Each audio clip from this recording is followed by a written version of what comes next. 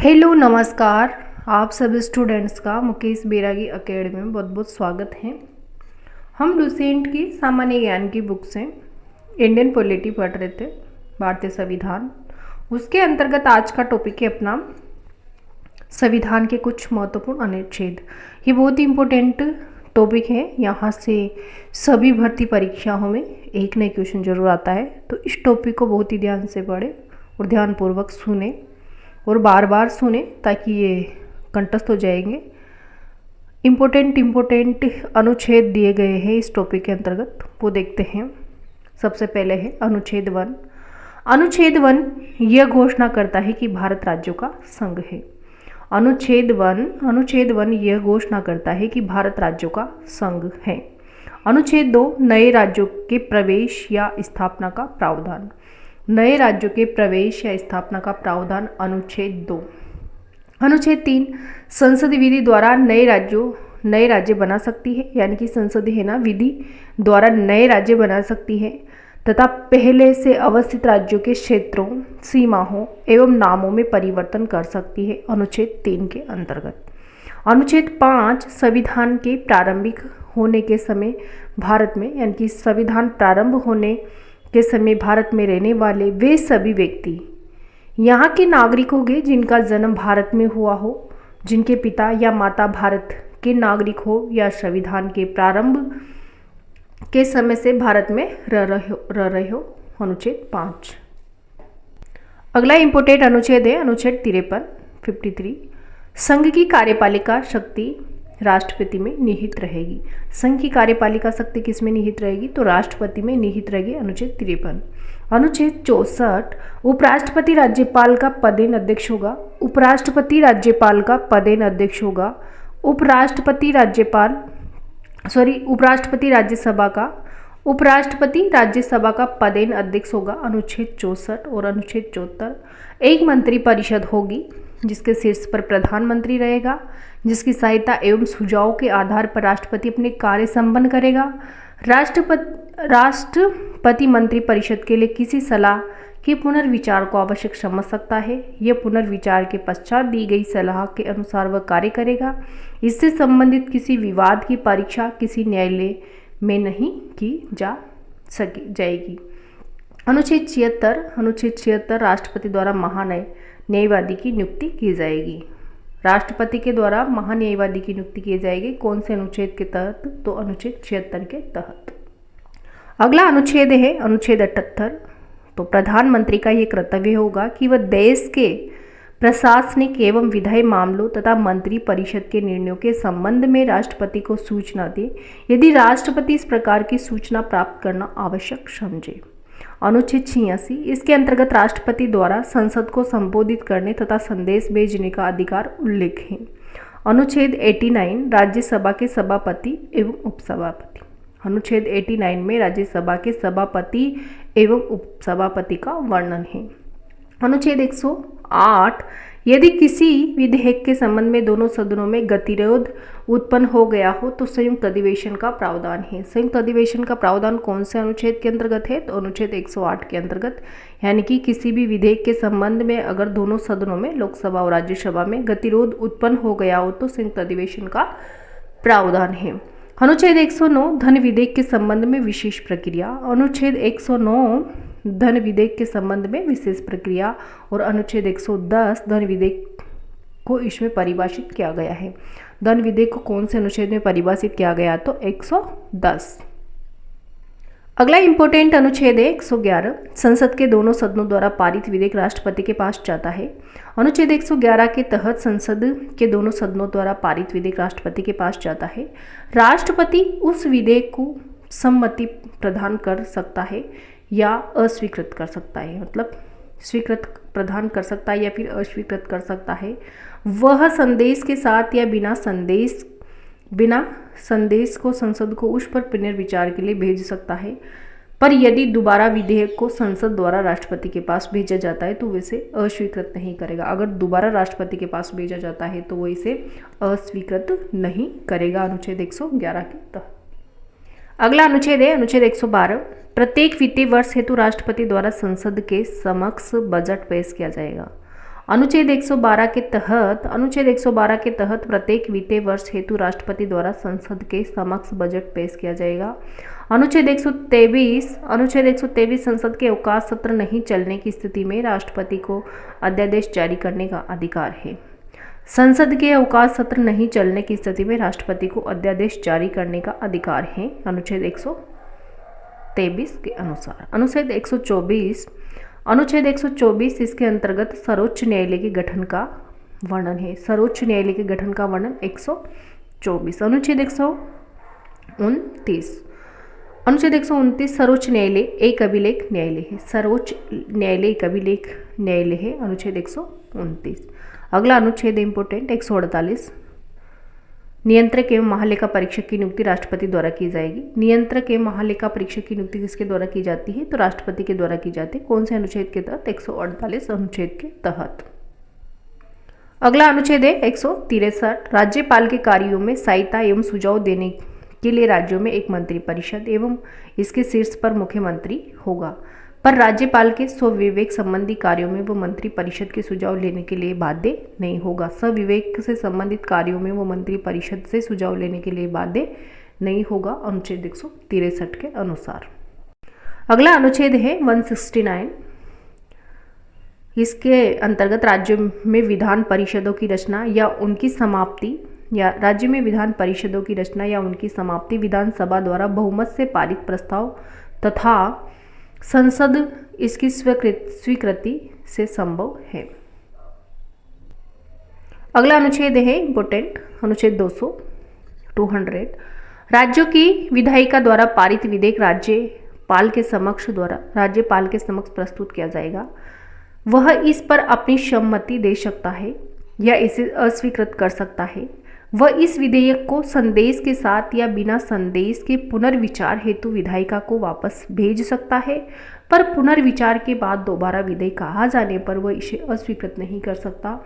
इसके अतिरिक्त वह विधेयक को राष्ट्रपति के पास विचार के लिए भी भेज सकता है। अनुच्छेद 213 राज्य विधायिका के सत्र में नहीं रहने पर राज्यपाल अध्यादेश जारी कर सकता है। राज्यपाल अध्यादेश किसके तहत जारी कर सकता है? तो अनुच्छेद 213। अगर राष्ट्रपति के अध्यादेश की बात करें तो 123, यानी कि संसद के अवकाश में राष्ट्रपति को अध्यादेश जारी करने का अधिकार है 123। और राज्य विधायिका के सत्र में नहीं रहने पर राज्यपाल को अध्यादेश जारी करने का अध्यादेश जारी कर सकता है 213। राज्यपाल के अध्यादेश जारी कर सकता है 213 और राष्ट्रपति का 123। अगला अनुच्छेद है 214 सभी राज्यों के लिए उच्च न्यायालय की व्यवस्था होगी। उच्च न्यायालय की व्यवस्था अनुच्छेद 214 सभी राज्यों के लिए उच्च न्यायालय की व्यवस्था होगी। अगला अनुच्छेद है 226 मूल अधिकारों के परिवर्तन के लिए उच्च न्यायालय को लेख जारी करने की शक्तियाँ। मूल अधिकारों के प्रवर्तन के लिए उच्च न्यायालय को लेख जारी करने की शक्तियाँ किसमें है? तो 226। अनुच्छेद 233 जिला न्यायाधीशों की नियुक्ति राज्यपाल द्वारा उच्च न्यायालय के परामर्श से की जाएगी। जिला न्यायाधीशों की नियुक्ति राज्यपाल द्वारा उच्च न्यायालय के परामर्श से की जाएगी। कौन से अनुच्छेद के तहत? तो 233 के तहत। अगला अनुच्छेद है 235 उच्च न्यायालय का नियंत्रण अधीनस्थ न्यायालयों पर रहेगा। अनुच्छेद 235 उच्च न्यायालयों का नियंत्रण अधीनस्थ न्यायालयों पर रहेगा। अनुच्छेद 235। अगला अनुच्छेद है 239 केंद्र शासित प्रदेशों का प्रशासन राष्ट्रपति द्वारा होगा। केंद्र शासित प्रदेशों का प्रशासन राष्ट्रपति द्वारा होगा। वह यदि उचित समझे तो बगल के किसी राज्य के राज्यपाल को इसके प्रशासन का दायित्व सौंप सकता है या एक प्रशासक की नियुक्ति कर सकता है। अगला अनुच्छेद है 243। अगला अनुच्छेद 243 इसमें पंचायत एवं नगर पालिका के गठन, संरचना, आरक्षण, शक्तियाँ, प्राधिकार एवं उत्तरदायित्व से संबंधित प्रावधान दिया गया है। अनुच्छेद 243 में पंचायत एवं नगर पालिकाओं के गठन, संरचना, आरक्षण, शक्तियाँ, प्राधिकार एवं उत्तरदायित्व से संबंधित प्रावधान दिया गया है। अगला अनुच्छेद है 245 संसद संपूर्ण देश या इसके किसी हिस्से के लिए तथा राज्य विधान पालिका अपने राज्य या इसके किसी हिस्से के लिए कानून बना सकती है। अनुच्छेद 245 संसद संपूर्ण देश या किसी हिस्से के लिए तथा राज्य विधान पालिका अपने राज्य या इसके किसी हिस्से के लिए कानून बना सकती है। अनुच्छेद 245। अनुच्छेद 248 विधि निर्माण संबंधी विशिष्ट शक्तियां संसद में निहित है। अनुच्छेद 248 विधि निर्माण संबंधी विशिष्ट शक्तियां संसद में निहित है। अनुच्छेद 249 के तहत राज्यसभा विशेष बहुमत द्वारा राज्य सूची के किसी विषय पर लोकसभा को 1 वर्ष के लिए कानून बनाने के लिए अधिकृत कर सकती है यदि वह इसे राष्ट्रहित में आवश्यक समझे।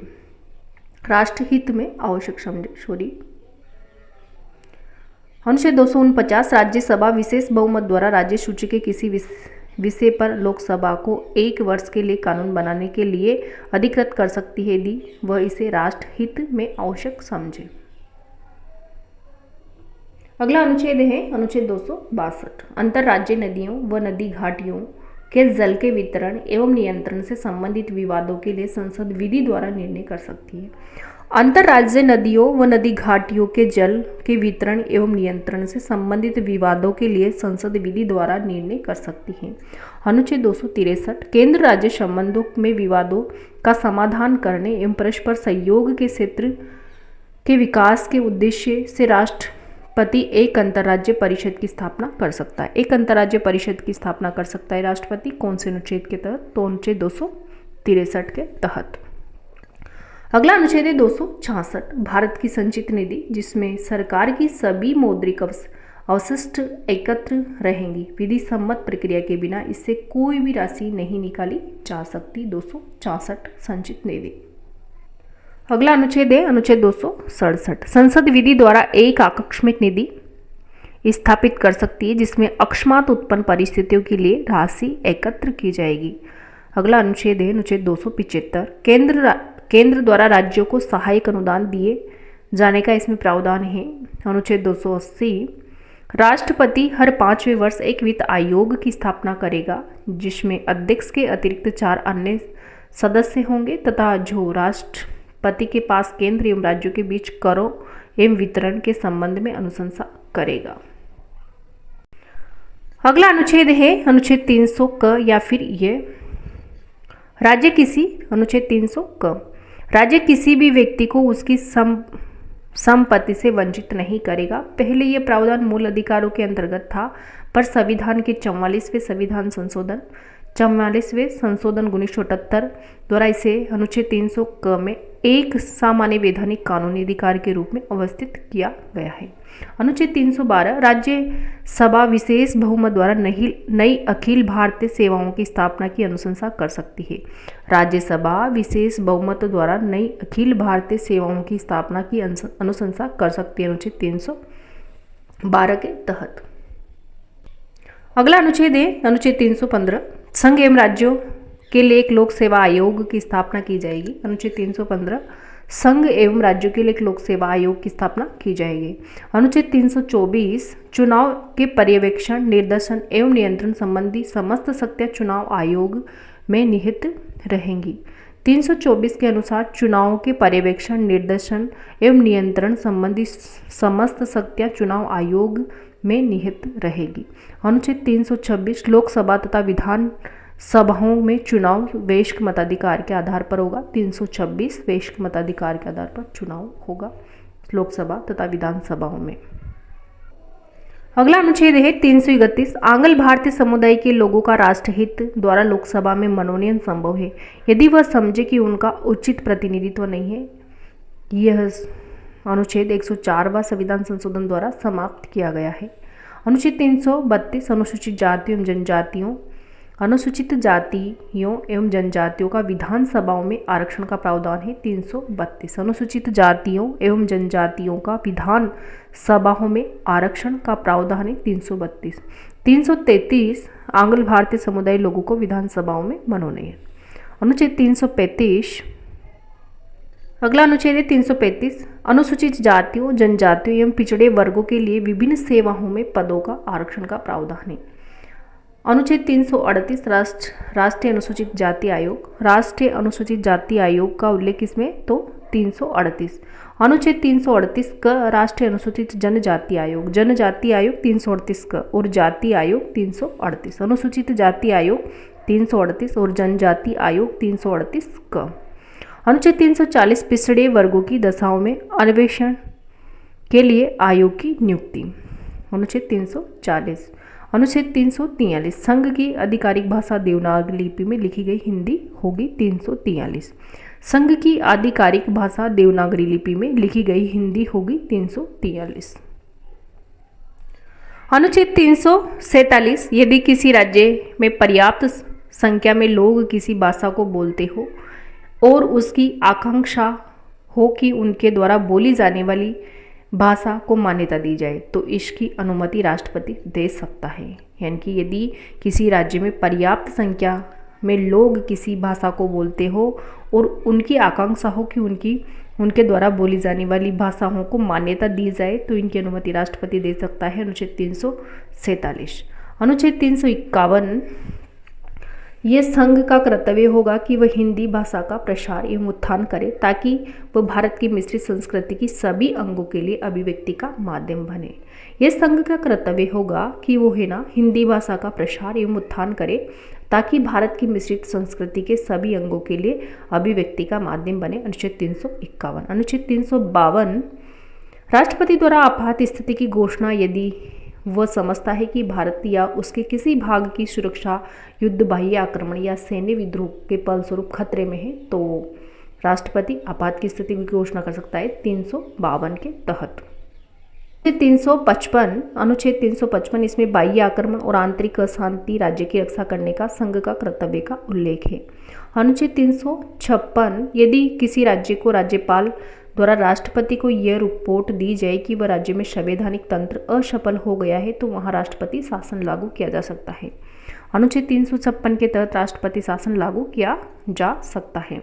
अनुच्छेद 360 यदि राष्ट्रपति समझता है कि भारत या इसके किसी भाग की वित्तीय स्थिरता एवं साख खतरे में तो वह वित्तीय आपात स्थिति की घोषणा कर सकता है। वित्तीय आपात स्थिति की घोषणा कौन से अनुच्छेद के अंतर्गत है? तो 360 के अंतर्गत।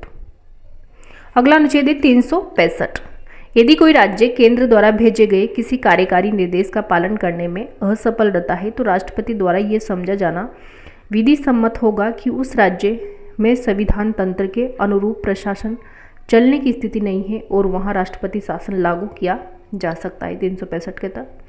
अनुच्छेद 368 संसद को संविधान के किसी भाग में संशोधन करने का अधिकार है। यानी कि संसद को संविधान के किसी भी भाग का संशोधन करने का अधिकार है। अनुच्छेद 368। अनुच्छेद 370 इसके अंतर्गत जम्मू और कश्मीर को विशेष स्थिति का वर्णन है। अनुच्छेद 371 कुछ राज्यों के विशेष क्षेत्रों के विकास के लिए राष्ट्रपति बोर्ड स्थापित कर सकता है जैसे महाराष्ट्र, गुजरात, नागालैंड, मणिपुर इत्यादि। अनुच्छेद 394 का राष्ट्रपति अपने अधिकार के अंतर्गत इस संविधान का हिंदी भाषा में अनुवाद कराएगा। राष्ट्रपति अपने अधिकार के अंतर्गत इस संविधान का हिंदी भाषा में अनुवाद कराएगा। 394 का। अनुच्छेद 395 भारतीय स्वतंत्रता अधिनियम 1947, भारत सरकार अधिनियम 1953 तथा इसके अन्य पूरक अधिनियमों को जिसमें प्रीवी कौंसिल क्षेत्राधिकार अधिनियम शामिल नहीं है यहाँ रद्द किया जाता है। तो ये था आज का टॉपिक संविधान के महत्वपूर्ण अनुच्छेद। तो वीडियो देखने के लिए आपको बहुत बहुत धन्यवाद। Thank you.